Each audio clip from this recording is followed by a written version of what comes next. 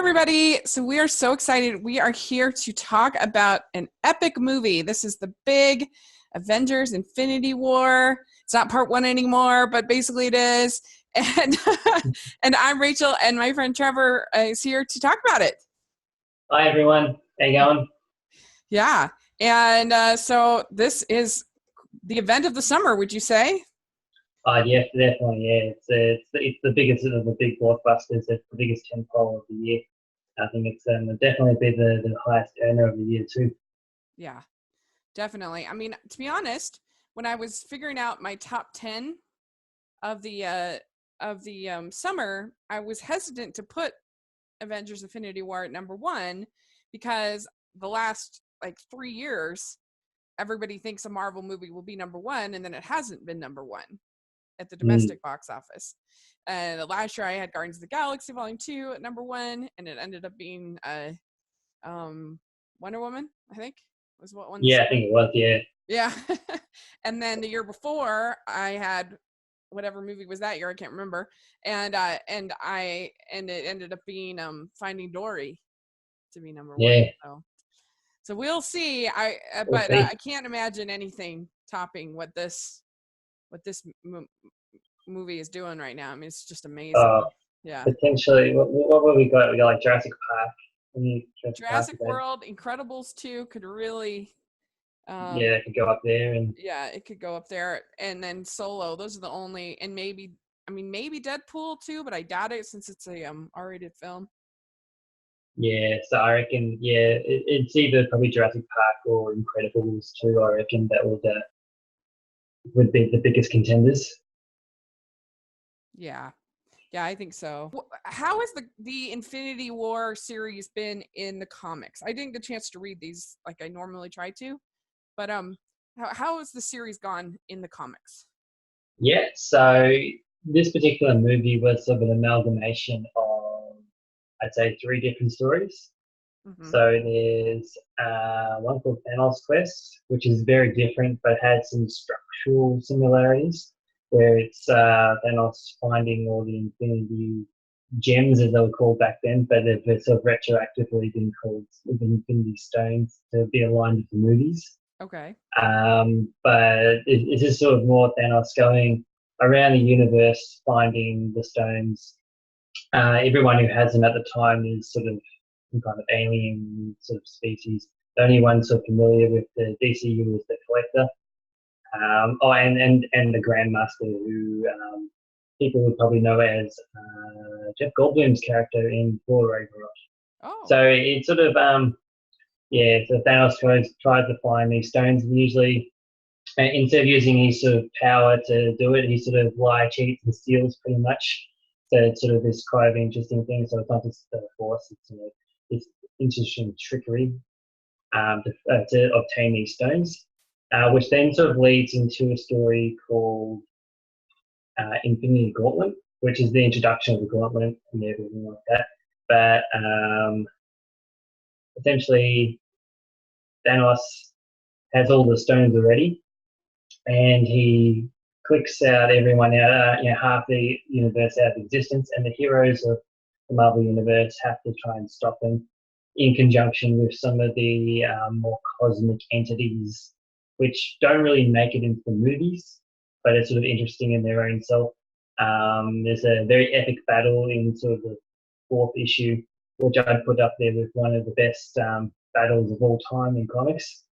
It's just very exciting, and you think that they're going to win, and then Thanos wins, and then you think you're going to win again, and then Thanos wins. It's very exciting. It's for about 20 pages, and then there's also a series event called Infinity, which this movie also takes a lot of elements from, more in a structural kind of way. There's sort of not so much plot beats, but like with the introduction of the Black Order, who are sort of Thanos' generals, and just other small similarities, like sort of that battle in Wakanda, for instance, there was a similar scene in that as well. So they've cherry-picked bits and pieces and then gelled it all up into a context that fits with the the MCU movies. Mm. Okay. Would you say that that that they're very different than this film, the comics for Infinity War? Yeah, I'd say. I mean, there's a lot of similarities, and you can sort of pull bits in where they've taken inspiration. But for instance, Infinity Gauntlet happens in a very different way, where it's almost flipped in many ways. Where Okay. it's more like where the ending of this movie happens is more where it starts, if that makes sense. Mm-hmm. And it's sort of so it could end up being that there's a lot of structural similarities in the next film. But there's also a different sort of set of characters which play a major role. For instance, the Silver Surfer is a much larger character in this. A character called Adam Warlock, who was hinted at the very end of Guardians of the Galaxy Volume 2, in the end credit scene as the guy in the cocoon, and I thought that he would potentially show up, but I guess they're reserving it for that next movie. Okay. But yeah, it's sort of yeah. So I guess it's one of those things that like the Marvel movies never do a direct adaptation. It's always cherry picking the best ideas and then gelling them into something that's original, which I like in the sense that it means to give something new, not getting something that you already know the outcome of as well. Okay. Interesting. That's really interesting. I was bummed I didn't get a chance to read them before this, but they sound like really good ones. I'll have to pick them up. They sound good. So overall, so this movie, what was your overall feeling about the movie? What was your overall response? Yeah, I really enjoyed it, and there could have been probably a bit more substance to it because there was a lot of high adrenaline, kind Mm-hmm. of stuff. It didn't always stop. There was no stop for breathing, and because there were so many characters, you don't get a lot of character development, Mm-hmm. or a lot of the characters you might want to have developed don't always get developed. But Mm-hmm. I think that as a spectacle, it was very enjoyable. Mm-hmm. Um, some fun action scenes, and the ending as well. Is sort of you feel exhausted by the end of the movie, but I think that's a good thing in a way, and Mm-hmm. because it sort of sets you up that excitement for the next movie, Mm-hmm. and I just think I'm just like now I'm actually looking forward to this next movie, instead of being having a conclusion and then it being something else that you have to set up. Yeah. Yeah. So I can totally see that. I really liked it. I thought the action was good. I thought the dialogue was snappy and funny. I enjoyed I thought that they did about as good a job as you could do balancing all these characters, but I hated the ending. The ending was not for me. And it's not like the real ending, so I have to wait to give my final judgment to see the next one, and then I will know whether I really disliked it. But like, Yeah, to me, it kind of reminded me, and we'll talk more about this, but it kind of reminded me of the ending of Batman v Superman, which I also hated because I knew for sure that Superman wasn't really going to be dead. So like yeah, them trying to pull emotion out of something I know isn't real, isn't lasting, I feel like that's very manipulative and I don't like it. And this was like this, of course, the movie preceding it was much better, but just as far as like my irritation at the ending was kind of similar. And I don't like that. I don't like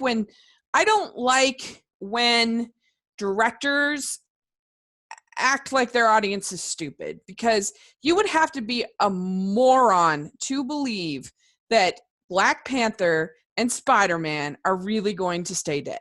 Like, that is yeah, so ridiculous. And it's just like, because I know that that's like a complete impossibility, it wasn't emotional for me because I know it's not, like there's not even a chance in heck. Like, if it had been, we'll talk more about this, but if it had been the old characters that had died, and then like the next part is them kind of coming back for one last hurrah or whatever, like that I would have believed, and that would have been emotional. That I could have yeah. bought. but there's no way they're killing off Black Panther. And so I just thought it was so like, I don't know, it bugged me. I didn't like it. So that was my main issue with the movie, but I still liked it. Like it's not a deal breaker. No, fair enough. Yeah. Yeah. Well, I guess it's sort of one of those things where it's almost the journey instead of like the ending, especially with these sort of big movies. It's sort of Yeah. like sometimes they don't always hit the landing or the landing that you want, but you enjoy it enough through the middle Yeah. that it doesn't weigh down too much. That's where I'm at on it. Well, let's sort of dive in. We can talk more about that coming on. So it starts out on the in Asgard, I guess, basically, and like everybody is destroyed, and we get our first hint of what's to come, I guess, with the death of Loki and Heimdall, and this was Yeah.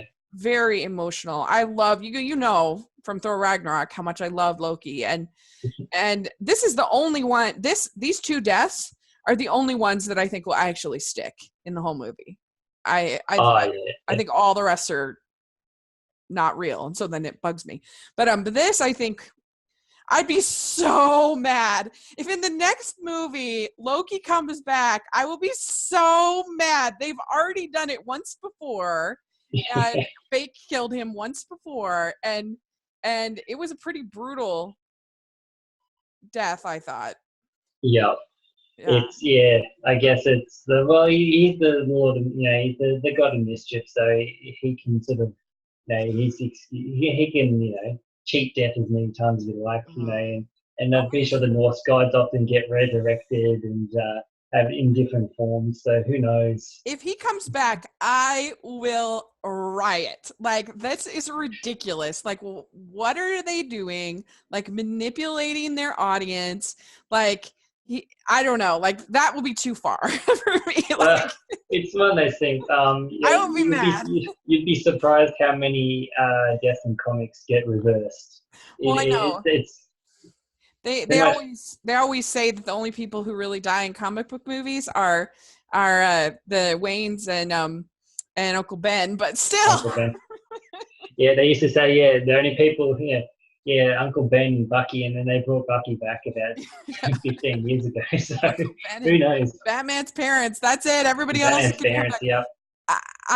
But I don't know. That will just be the most manipulative, lame thing. But like, so he's the only one that I at least believed, and and it was emotional. And I definitely think there's 0% chance that Heimdall's coming back. Yeah, I think Idris Elba's just too big. I think he's had enough. And I wouldn't be surprised if they could all simply saying like, let's just give his contracts, he's done his 4 or 5 movies, and then that, I don't moving on to the next thing. Yeah, I don't think Idris Elba is anxious to play the gatekeeper anymore, like, or whatever. I think, like, in a Marvel movie. So that one's a 0% chance he's coming back. And Loki, I would give like a 20% chance of coming back, and I will be so mad if he does.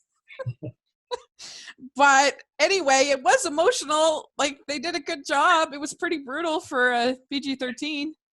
Oh yeah, definitely. It was a bit of a surprise too. Like, I don't think anyone expected for him to die.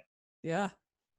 I mean, he was in the higher part of. I did a Who Will Die in Infinity War video, and he was in my higher percentage.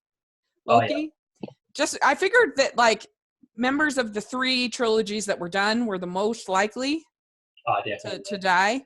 And so that was my theory going into it, that Iron Man, Captain America, Thor characters were the most vulnerable. But anyway, and so we get this thing, and Hulk and Hulk ends up going to Earth, and Thor ends up going and meeting up with Guardians of the Galaxy. And how did you feel about how this movie handled the Guardians of the Galaxy? Yeah, I'm not sure. I mean, it's not as jokey as the sort of their own movies, but maybe Mm-hmm. it's just that it's hard to slot them in with tone because I found this movie didn't have it wasn't as joke heavy as other Marvel movies. Uh-huh. So maybe it was a matter of because they couldn't write as many jokes in. Maybe the Guardians of the Galaxy sort of flopped in that sense. Mm-hmm. Especially maybe someone like Groot, where Groot was very much the like a one joke. They had this the one joke which they played Yeah. over, and I guess yeah. So maybe it's just a matter of Yeah. limited time. You got to keep the story moving. You can't spend time setting up jokes. Yeah, I mean, I'm mixed on how it handled them. I thought that Thor and Star-Lord were really fun together. I really liked their chemistry. I'd like to see a movie with those two actors together because I thought they really worked well. And I thought that anytime that they Thor called Rocket a rabbit, that was really Yeah, funny. that was good. Yeah, And I thought that in general, Rocket was really good throughout the movie. And I thought that Groot, it was kind of fun for him to see him actually like kind of fight. Like we never seen him like really in battle like that. no, not really. No, That was sort of it's cool, you know. Uh and and I but there were still a couple misses. Like I'm really tired of Drax. I think his jokes are so not funny, and I don't know. He's just I don't like what they've done with his character. He's just a character that I thought worked so well in the first movie as part of a bigger group, but then in the second movie, giving him so much time and attention, he began to irritate me, and then he's still irritating me now. And I think that Mantis has been a total miss in both movies. It's so yeah, weird to me. Like her whole character is just to like humiliate her the whole time. I don't understand. Like if she wasn't an alien, her character would be considered, it would be a racist character, I think. yeah. I Oh, really definitely. do. I don't think she had enough substance either. I mean, she just hasn't got anything going on. It's just like that sort of one run joke. Yeah. And so, apart from the one scene later on where she does play a small role Yeah. in a fight, she hasn't really done much at all. And I think she's just Yeah. there to sort of add numbers almost, which is weird because there's enough numbers there. Yeah. I mean, how did you feel about, yeah, her whole character is just basically to be like a punching bag. There was that one scene with Thanos, but how did you feel about how they handled Gamora in this movie? Because I feel like Gamora is supposed to be so strong, but they've like Yeah, never in all three movies, like never really given her a moment to really be strong, to really like I kick definitely, yeah. butt. And even in this movie, she was very kind of, I felt like she was kind of needy and like, I don't know, like I would like to see her be more powerful. She should be a powerful character. And I definitely, yeah. she's just kind Yeah, of Star-Lord's love interest and Thanos' daughter. yeah, they made it too vulnerable, I think. I Hmm. feel like Yeah. the vulnerability works better when you juxtapose it with the badass Yeah. because it's then it shows the cracks in the badass. But if you don't show enough of the badass, it just doesn't work. It just feels like, yeah, like I said, needy. And Nebula was completely useless in this movie. Her only purpose was to get tortured. Was to be Yeah, tortured. it was like she was just a plot device more than anything. She did the what? She was like it's the plot device Yeah. to sort of blackmail Gamora into to going down the path of showing her it's done. She didn't do anything else. Yeah, Yeah. I mean, we had my favorite pairings of the movie was Thor and Star-Lord.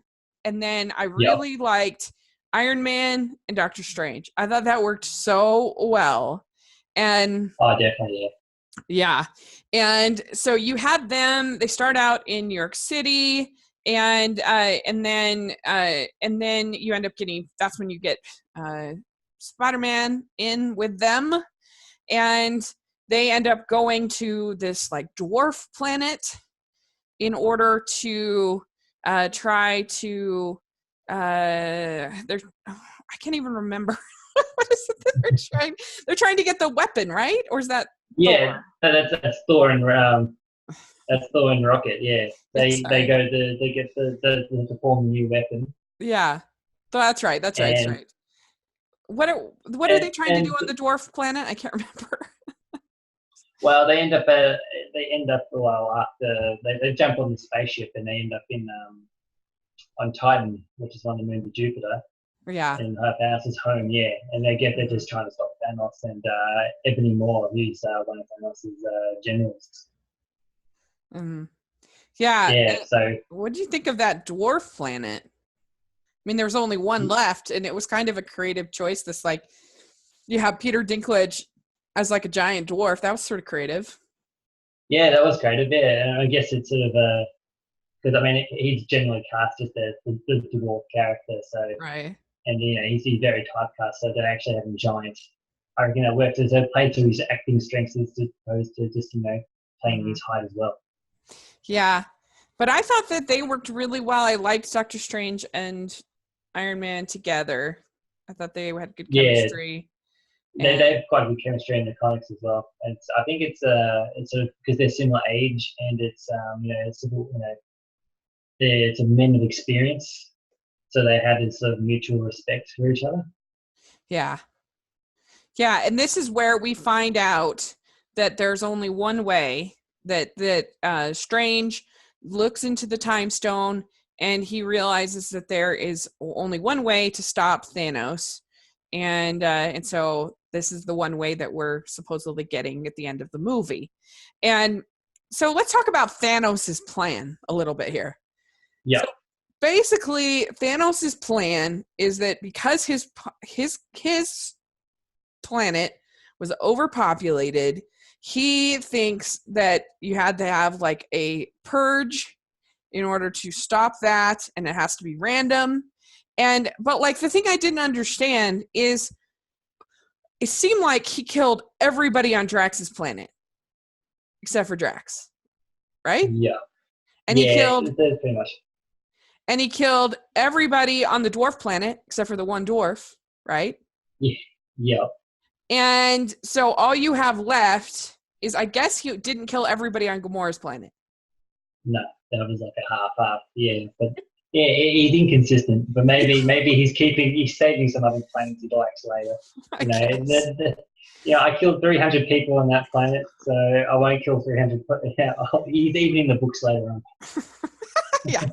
I I mean this is basically the exact same plan that Apocalypse has in X-Men Apocalypse. Of course this movie is way better executed, but it's essentially the same plan. Yeah, Apocalypse wanted to purify the world and start new. And it's kind of the same thing. But I don't know. What do you think of Thanos in this movie?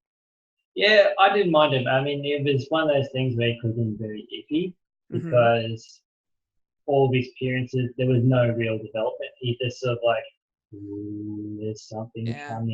something big, and it's sort of, there's no character behind it. So at least they've attempted to put a character development throughout the movie and show some vulnerability, especially with Gamora's death, Gamora. especially with Gamora. In Infinity Gauntlet, the comic that this is loosely based off, his motivations are a bit clearer. So he's still trying to wipe out half the population of the universe, Mm-hmm. but it's motivated by he's fallen in love with the physical embodiment of death, Mm-hmm. um, and she doesn't love him, but he loves her, and so he's like he's sort of doing it for her pretty much because she believes her is overpopulated. So he's sort of whipped. Yeah.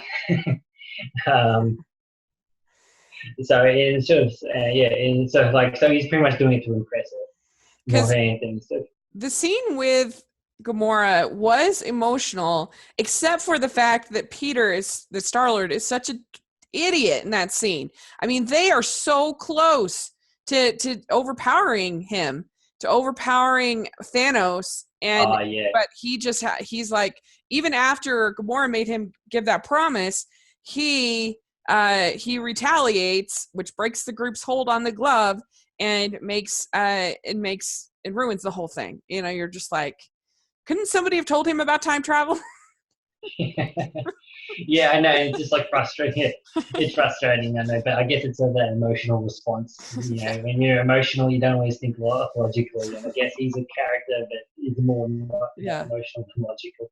So, I mean, it makes sense within the character. Yeah. The thing that I liked about Thanos almost more than Thanos himself was I thought that his like henchmen were super powerful. Like they were almost as hard for them to defeat as Thanos, which I thought was kind of interesting and like I thought added a lot to the tension of these henchmen. Definitely, yeah. Yeah. Yeah, it's almost like playing a video game where you got the mini bosses before you get to the big boss itself. Because usually if you think of something like Age of Ultron, there's just like these like drones, like tons of these nameless soldiers and Ultron. And whereas these dudes were powerful. Oh, definitely, yeah, they're strong. And they're all varying as well in sort of ability and sort of and design. And they're all very interesting designs. And they all look very similar to the comic as well, which was pretty cool. Because sometimes, you know, when you sort of retrofit something into the live action, it's quite hard to do. But they've actually done a very good job. Apart from maybe the female one, Foxy and Midnight, who was sort of an amalgamation of two characters together. Because there's like usually there's 5 for the generals, but they only put 4 in. But even though I mean, I don't mind too much if there's another one of them, just because there's so many characters already in this that you can't just keep adding more characters for the sake of to be genuine. Were you at all disappointed that like they just kind of threw away everything from Civil War in nothing? Like Rhodey and Iron Man were just kind of like, oh, that Accord. Yeah, they were a bit. Yeah, there wasn't. I thought there'd be more tension, and maybe when they originally wrote the script, you know, things changed through the filming where it's a matter of because I like Civil War much better than this movie because I think Civil War had like real like powerful motivations for both Tony and for Steve. You know, that Tony was trying to protect his friends from himself. And so that was his motivation to sign the Accord. And that was interesting. And then Steve, his conflict was having just seen S.H.I.E.L.D. be betrayed. And so the last thing he's going to want to do is sign an Accord and give over his agency. So to me, that conflict was interesting. And it built up. And like when, it's not just like people fighting. It's not just people fighting something they think is bad. It's literally Tony avenging the death of his mother. You know, like that had power and meaning to me. And there were a couple of moments here that had some of that meaning. But I don't know. I just liked that movie was pretty much, even though it had all these characters, it was focused on these 2 characters, their conflict, their motivation. And I don't think that they needed the letter at the end, but I get it. It's a movie for kids, and so they kind of need to like say everything's okay, you know. But and I guess it's a bit of closure as well. Yeah, you know, for something that's like, you know, just a piece of an ongoing saga. I think you need some kind of closure as well. But yeah, like you would think like Rhodey was like paralyzed practically, like he almost died. You think that he would be a little more like conflicted at the beginning. He had his mind pretty much made up in this movie pretty quickly. Yeah, Tony's just like, get out my flip phone, you know. Like, but I guess I wonder if there'll be more of that in the next movie because I mean Tony and Steve didn't actually meet in this movie, so maybe that's where the tension will come. Maybe. And you sort of see this as like you treat this as actually like the 2 movies as a 5-hour movie. Yeah, exactly. And maybe I'm being too hard on it, but my expectations were super high going into this for sure, which is always the worst, and I should never do that. Yeah. But anyway, and so we also did not see any Ant-Man and the Wasp, which is not surprising given their movie coming up. We'll talk more about that. But no Hawkeye. Yeah, so I feel like he's going to have a major role in the next movie. Yeah, But that's what I think. yeah, I I think know we'll either see him in Captain Marvel or in Ant-Man and the Wasp. Like, that's the only reason. Why else would you have him not in the movie? yeah. Like So unless he couldn't, like Jeremy Renner couldn't actually physically make it to the set, yeah, something like that. like Hawkeye's going to be like, I'm taking this one out. I've worked real hard. I don't think so. Yeah, he's just lazing on a beach somewhere. Yeah, right. But yeah, he's got to play some kind of massive role in the next movie. It's the only reason. Well, it makes sense that he'll be in Ant-Man and the Wasp in some regard, maybe just like kind of similar to the way Falcon was in the first Ant-Man.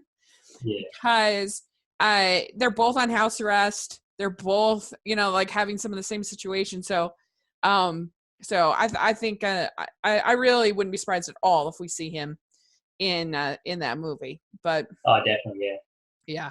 But anyway, and so then we have Spider-Man, Doctor Strange, Iron Man on the dwarf planet. We have Star-Lord, Gamora, Drax, Mantis, Nebula. Oh, what did you think about them meeting Red Skull? What on earth was that? That was a nice surprise, though. It was a nice surprise, but it was so weird. I was just like, at first I was like, because I thought Red Skull died. Well, yeah, he did die, so I guess this is like his ghost more than anything. Is it his ghost? I wasn't sure, because I was like, is this just a planet of red people? I don't know. What do I know? Like, or is that really Red Skull? And because there's a whole planet of green people, there's a whole planet of red people. Because like, it made no sense. I was so confused because Red Skull is not an alien. No, I guess it's just his ghost, and I guess it's the Soul Stone is sort of. I guess it's because they were finding the Soul Stone. Maybe it's some kind of. They set him as the gatekeeper kind of thing. Why would he be the gatekeeper of the Soul Stone? He was a villain. Yeah, I don't know. So unless it's his connection with another Infinity Stone, because he handled the Terrax. I was just so confused. I was like, is that Red Skull? I think it's Red Skull because it's not the same actor. It's a different actor. Nah. And so it's not that's just the confusion. I was like, well, I didn't expect to see that. Okay, whatever. But that was kind of fun. It was weird, but fun. They find out that Thanos will have to sacrifice somebody he loves, and then Thanos sacrifices Gamora, and he gets the soul with the Wakanda scenes, which I think were the strongest part of the movie. Yeah, that's pretty cool. I thought in general all the action was really good. It was really entertaining. And I thought that they did actually a pretty good job of giving every single character like a moment. Yeah, like you said, they gave him a moment, and it's like they gave him something cool to do. So you had like Rhodey was able to do some cool sort of fly around and shoot everything, and same with Bad Sam being able to but in a cool way, giving the abilities the time to shine, especially since Sam Wilson especially hadn't really done much, had much screen time in that up until that point. Mm-hmm.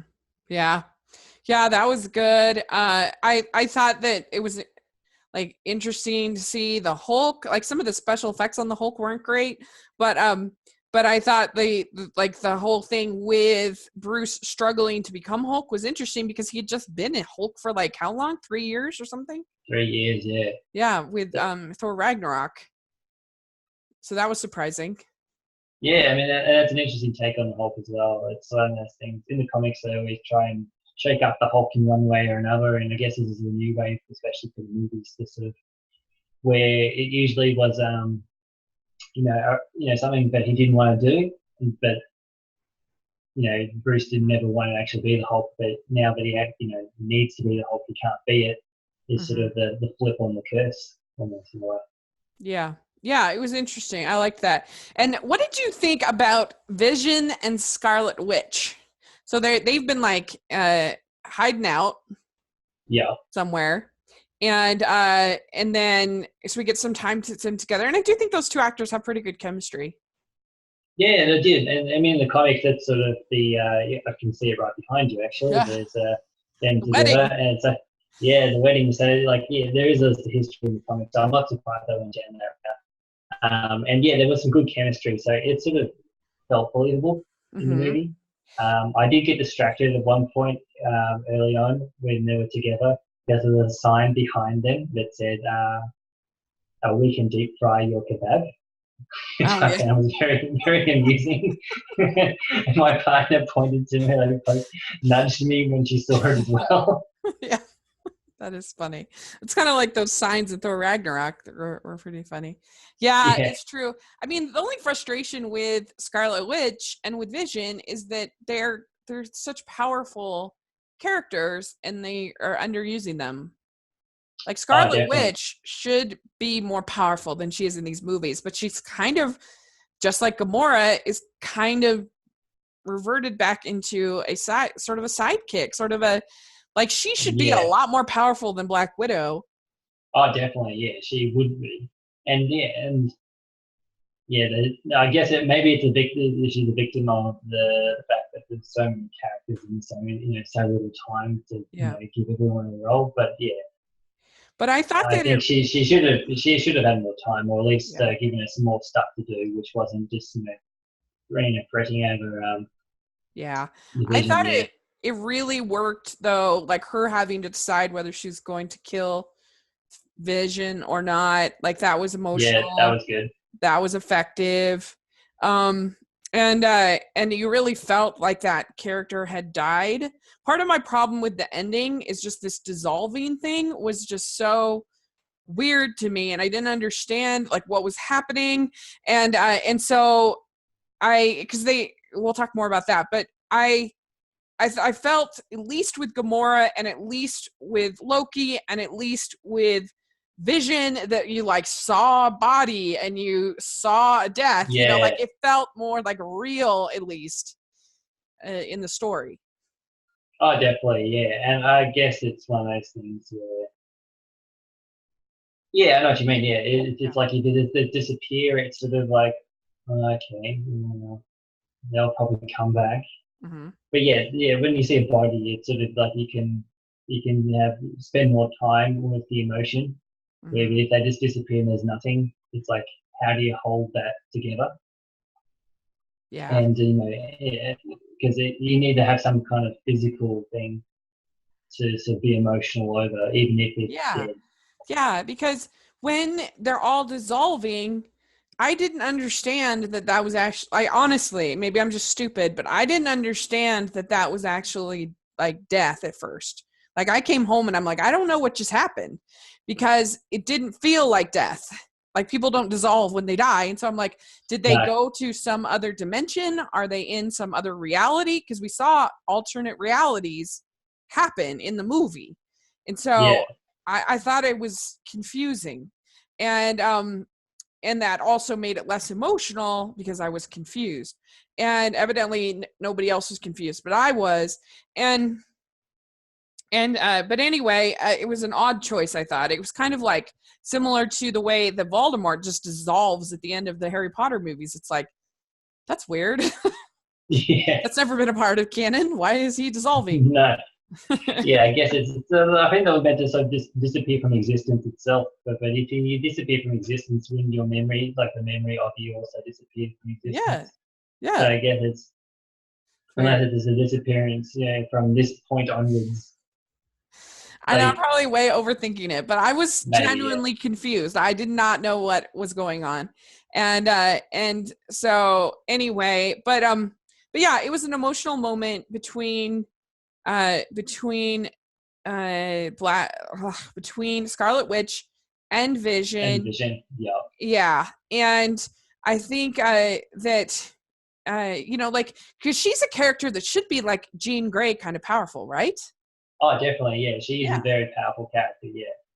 So, and Um, you have not gotten, we have not gotten that feel at all. Like the only time we've ever gotten that feeling that she's telekinetic is in Age of Ultron when she invaded their dreams, but she hasn't done anything like that in a long time. No, it's sort of, she's underutilized, and hopefully it's like when they sort of, either in the next movie, because there's a couple of fewer characters, they can sort of fit her in a Yeah. bit better, or I don't think she's going to have a solo movie anytime soon. She hasn't been set up well enough for that. But Yeah. if they do like Avengers 5, she'll probably be in that, sort of that next generation of Avengers, and hopefully they give her the time to shine. Because at the moment she's just sort of a B character. Yeah. But I really did like all of the action was super fun. I was all engaging, and I think that Thanos was very powerful and intimidating, and so he really worked in that way, I think. Oh, definitely, yeah. And it was sort of gut wrenching as well when sort of Vision died, and he just reversed time and Yeah. then grabbed the stone and then Yeah. killed them again. Yeah, it Yeah. was sort of, you thought, oh yes, we've stopped Thanos, but then then take it, then quickly take it away from us, like pull the rug underneath us. It was sort of effective. Yeah. And you do get that moment where you think that Thor has that awesome new like thing he has. That was super Yeah, cool. the new axe, the axe hammer, the Stormgiver, Stormbringer, sorry. Yeah, that was really cool. And so you think that maybe he's defeated Thanos with that thing, but then he comes back and he has the full gauntlet, and then he leaves, and you see him on that planet finally resting, Yeah, and yeah, and then that's when people start dissolving. And I don't know, like here's what I think. If it was me, I would have just had this end with killing the older characters. Like, even if you had just ended this with the death of Captain America and Iron Man, that would have been really emotional. And Thanos is somewhere so that all the people they have to gather together, go and avenge the deaths of Iron Man and Cap. And I would have completely bought that they were actually dead. I would have been devastated, but like moving forward. yeah, And and then it would be a great way of kind of passing the baton, because even if you're able to get Cap and Iron Man and maybe Thor, if you're able to get them back for the next movie through time travel or whatever, then you have them have their final thing, and it's this great like passing of the baton moment to all these new definitely. characters who've had to then take the leadership role. And to me, that would be way more emotional and way more interesting and way more believable. But like I said earlier, I don't believe for one iota of a nanosecond that Spider-Man is dead. Like Oh, definitely not that. I had people that were like weeping, and I honestly don't understand, because I don't understand, because how can they possibly believe that that's real? No, well, they clearly don't understand superhero storytelling, because you can think of it this way for people who might be less familiar. It's superhero storytelling is like an elastic band. You sort of stretch it, which is changing of the status quo, Yeah. but it always snaps back. Yeah. It always snaps back into Right. something familiar, maybe slightly different, but always familiar. So all these characters will come back. They might be slightly different in some way, but they will come back. Yeah. So yeah, like we said, it's sort of they will come back. It's not it's very obvious that they will, but I guess But don't you agree that like if it had been some of those older characters, that would have been way more believable, Oh, because definitely, yeah. we would have believed that, okay, their contracts are ending, we know, and we believe that they could possibly be be dead.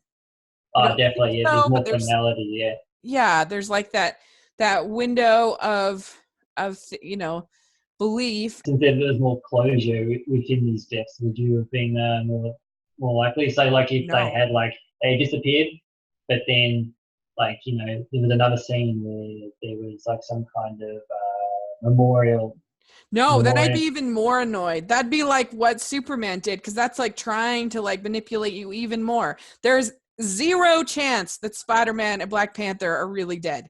Zero. Oh, So like they yeah, actually made the best decision, that if they were going to go that route, like making them dissolve and getting it just done, was probably the best decision. If they had prolonged it, it would be even worse. But you know, it just, the other thing too is that it makes the next movie completely predictable. I know exactly what is going to happen, you know, and so, but I guess and it's it's one of those things. It's maybe it's the journey, but like and we know that everyone's going to come back. But you think of it this way: how? You're like how? yeah, Because there's fewer characters now, well, they're going to use the time and stone. Like, but Thanos has the time stone. So it's like, how do you get that from Thanos when you couldn't even beat Thanos the first time mm-hmm, with more characters? They have fewer characters now, and you got Black Panther the badass and Spider Man mm-hmm. and so and so. How do you do it? Yeah, It's like one of those things. So I guess it's the journey more than the actual. And this is where you'll get the sacrifices, the legitimate sacrifices along the way. yeah. So the Drax, Groot, Mantis, Maximoff, Spider-Man, Star-Lord, Doctor Strange, Black Panther, and Wilson all die. They All all disappear. dissolve. Yeah. And then you have remaining, you have Nebula, Iron Man, Hulk, M'Baku, Okayu, Rhodey, Rocket, Steve Rogers, Black Widow, and Thor Yeah. left. So that's going to be interesting. Like, I just feel Yeah. like it's pretty obvious, though, what's going to happen. Like, they're going to get Captain Marvel is going to come, and she's going to be the thing that finally that gets the time stone from Thanos, and then they're going to go back, and then they're going to bring everybody back. But I think that Cap and Tony will still have to make some kind of final sacrifice. Definitely. Yeah. In the final movie, and so that'll be interesting. But like, doesn't it also, if like all of this stuff is reversed in this movie, doesn't it also kind of make this movie inconsequential? Well, I guess it depends. It's one of those things. It's where you sort of snap back to status quo. So it is inconsequential, but I guess it's that thing where it's slightly different, and it's you snap back in the final 20 minutes, and what after that is the consequences is what is sort of the ongoing thing. So I guess maybe there's a price that has to be paid in order to snap it back. That's true. That's good. That's good. Yeah. So then we get our post-credit scene with Nick Fury and Maria Hill. Yep. And then they're sending an emergency message to. We see the emblem to Captain Marvel, and then we see them dissolve. And that was the only post-credit scene, which surprised me because I thought we might get an Ant-Man tease. Yeah, I thought maybe as well, or some other character that we hadn't even thought about. I thought maybe there'd be someone thrown into the mix, like an Adam Warlock or someone along those lines, where there is some kind of connection, or you go, oh my god, I never even thought about that. But I guess it's the tease to the Captain Marvel movie. Yeah, that surprised me a little bit that we didn't get just a little teaser from Ant-Man and the Wasp. Do you think Ant-Man and the Wasp, obviously it's not going to happen in a timeline where half the civilization is destroyed. Obviously, It's going to be before that. Yeah. But like, do you think that it'll be just completely kind of self-contained, or do you see it feeding in and maybe explaining a little bit or having anything kind of to do with this movie, or do you think it'll be its own thing? I think it's going to be its own thing. I feel like it might splinter out of Civil War, but I think it's set beforehand, so I don't know if it's going to lead into anything. Maybe the post-credit scene might have something which will sort of connect back into that, like they introduce, someone will show up and go, hi, I am so and so. Call me if you need any help, kind of thing. Yeah. And so, like, when they do introduce Ant-Man and Wasp into this Avengers 4, they're like, oh, yeah, I know a guy. And they give, could give him a call or something, maybe. So do you think at the grand end of all of this, do you think we will only lose do you think we will lose Iron Man and Cap and that's it? Or do you think it'll be, I mean, I guess Loki and Heimdall, do you think that'll just be those four or not even, I don't know. What's your what's your guesses, predictions? I got a feeling it might be just those four, but like the Captain America sort of name will become a bit of a legacy and will get passed down to either Bucky or Sam Wilson, just because that's what's happened in the comics, and it sort of makes sense that the qualities of that character can be pushed on to that and sort of generate this new character or identity for the characters. I've got a feeling maybe more Bucky than Sam, just because Sam hasn't had much development. Yeah, that would be interesting. Like, and one other this is a total nitpick, but like, so at the beginning they show that Iron Man and that Tony and Pepper have gotten married, right?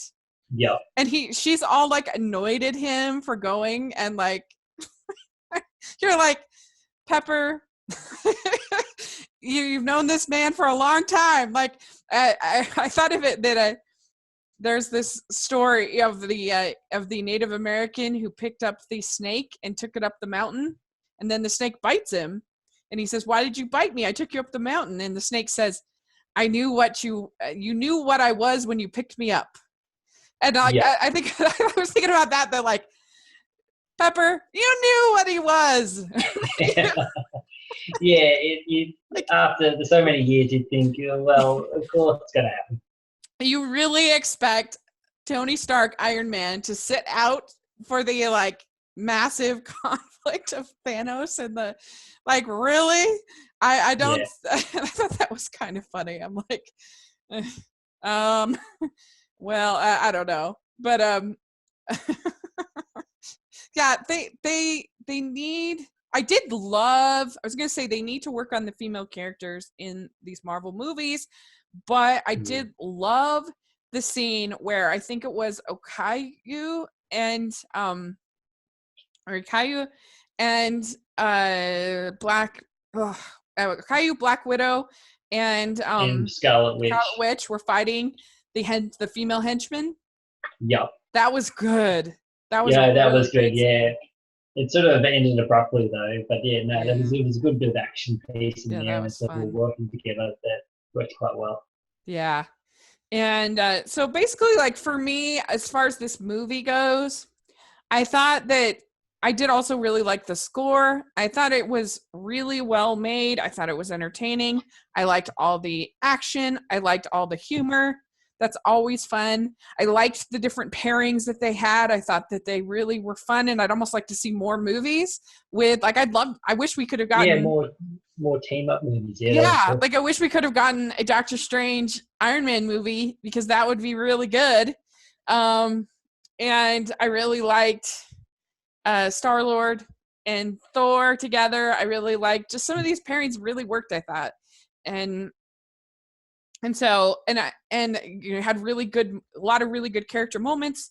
So overall, it was enjoyable, but I was very annoyed by the ending. I didn't like the ending, and I had these sort of little nitpicks throughout of like scenes that I didn't think worked, things that I didn't really like, and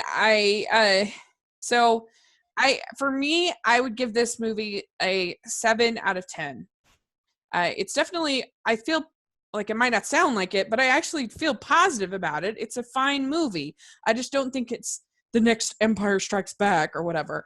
As I've heard people saying it's the Empire Strikes Back of the Marvel. No, false. I disagree. Well, I wonder if that's one of those things where retro, I feel like if you watch it multiple times, if it still holds up in that same way. Yeah. And because I guess Empire Strikes Back, it doesn't matter how many times you watch it. And there is tiny little picks and nitpicks you could do in any movie Right. especially ones where there's fandom is such a high level. There's always going to be some kind of nitpick. Well, Doesn't and matter how small.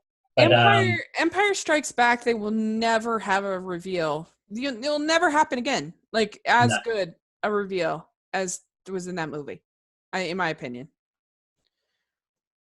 no, definitely not. I guess people are thinking that the fact that they actually lost at the end as that is the I'm your father moment.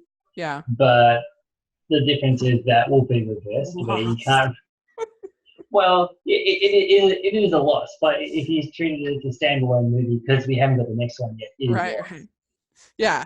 If Thanos won, Thanos got achieved what he wanted to achieve, Yeah. and then the movie ended, and it's sort of I like that in the sense that it's different. It's and because you're so invested and you're with all this tension and action, you've sort of gotten yourself into this tight ball, Yeah. and then to sort of not have that ending. I mean, a lot of people would be like to get the result. A lot of people would be like, oh my god, what no, But I like it. It was sort of like Okay. Yeah. I felt no, I felt it once it released, once the movie ended, I felt exhausted. Yeah. In a good way, and for a movie to do that, it takes a lot of skill. Mm-hmm. I can understand that. I think if you dive where this movie tells you to dive, then it is very emotional and it really works. Definitely, yeah. Yeah. If you turn your mind off, if you don't look at too analytical, which is a bit hard for people like us, Yeah. that's what we're here for, to look at it in an analytical sense, as opposed to maybe a more fandom sense, Yeah. or just to have a good time. If you're looking at just have a good time, it works quite well, and you can say that I'd say on a have a good time scale, I'd give it a 9 out of 10. Okay. But an analytical, Right. probably I'd give it an 8. Okay. And would you say that where would you kind of rank it, like rough ranking as far as in your Marvel rankings? Like, do you like do you like it better than Black Panther? Oh, I don't know. I'd say maybe just above Black Panther. Interesting. Okay. Interesting. For me, I definitely like Black Panther better. But I can understand why. It's a fun, big popcorn movie, and Definitely. And it was very ambitious as well. I thought it could have really flopped. I mean, you have 20 plus characters. Yeah. You have, multiple subplots going on. How do you give everyone this space, especially people who are getting, paid millions of dollars, so they need to have bigger real estate than others? They definitely managed all the characters just about as good as you possibly could. Oh, definitely, yeah. There's, and the characters where they didn't get enough time will get that time in the next movie. Like, for instance, if you think about it, there wasn't much Captain America at all in this movie. No, there was hardly any Captain America, and very little like Black Widow was hardly in it. Yeah. So no wonder they survived. And then they'll get that time in that next movie, because you got to treat this now as like a part 1, part 2. It's essentially a 5-hour movie. Very little Black Panther. Also, none of the Black Panther characters had very much. Is Black Panther's sister, is she Shuri? Is she die or not? Do we see? I don't think we saw her disappear. So she's probably still around. Unless it's one of those things where they just didn't have enough, They just had, they showed enough people disappear, so they were like, oh yeah, if she did disappear, they'll just say like in the next movie they'll just mention it. But I think she's still around. And the only other character that we didn't account for is Wong. Went to go guard the sanctum. The sanctum. Yeah, so I reckon he'll show up again. Yeah. Because and I think everybody else, right, that we talked about. So I think everyone else. They had a really hard, and it's just part 1, so we can't judge until we see the whole thing. and we'll see. But I will be very annoyed if they bring Loki back. I will be very upset.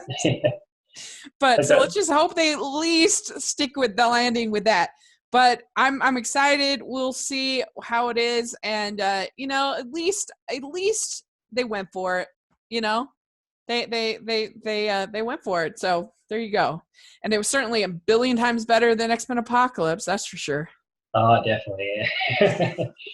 That's god, and that could have been like the X-Men. The X-Men is the equivalent of epic storyline. They've already tried, and they're going to try again with the whole Dark Phoenix saga.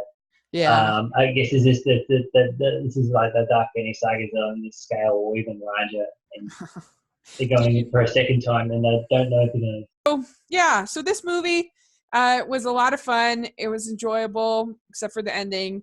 And we will see where it goes next. And the next movie, because we're not going to do Deadpool 2, I believe. And so then the next one that we'll talk about is which one? What's coming next? Are we not going to? Is there nothing? Ant-Man and the Wasp. That's the next one. Ant-Man and the Wasp is the next one. Yeah. There's Ant-Man and the Wasp, and then Aquaman. Is that the only ones? Yeah, and Aquaman's like in in like November, December, something like that. Yeah. Yeah, we'll have to figure out some other podcasts we can do. But anyway, so that'll be really fun. We'll look forward to Ant-Man and the Wasp, and that's out July 4th weekend. At least here, I don't know where it is there, but anyway, I think it's similar time. Yeah. Look forward to that, and thank you so much. I know that a lot of people listening will have very different opinions on this movie than certainly from me. So put in the comment section your opinion, what you think, and let us know. We'd love to have a discussion. That's what we're here for. Oh, definitely, yeah. Mm-hmm. Yeah. If you think I'm wrong, tell us. If you think I'm right, tell me as well. They're way more likely to think I'm wrong, but that's okay. If you think either of us are wrong, put it in the description section. I get this one of those things. There's no right or wrong answer. It's a real opinion. As long as you can back it up with some kind of argument, it doesn't matter if you're right or wrong, Yeah. As long as you're not just going, oh, you're dumb because you thought that. Yeah. So where can people find you? All right. So you can find me at howtolovecomics.com. So How to Love Comics is all about helping people if they want to get into comics, find the way how to do it. So we have articles on, especially with Avengers. I've got a list on the 10 Avengers stories that you should read. There's most of the Avengers characters is also listed as well, and there's also just reviews, tips, and other comic book awesomeness. So that's howlovecomics.com. We're also on Twitter, so that's howlovecomics, and on Facebook as well. And if you want to just reach me on my regular one, at Trevor Van As on Twitter. Great. I'll have that all in the description section. Check it out. And you can follow me at Rachel's Reviews on iTunes and on YouTube, and at Smiling LDS on social media. So check that out. And thanks again. I really appreciate it. This was a lot of fun, actually, for me. Yeah, it was. It was a lot of fun. Thanks for having me on. This was maybe my favorite of all the ones we've talked about. I don't know, because I was just like, I don't know, it was just fun. I enjoyed it. Oh, definitely. Yeah. It was probably my favorite too. Yeah. So, all right. Well, great. And we will talk again for Ant-Man and the Wasp. Yeah. See you then. Bye, everyone. Bye.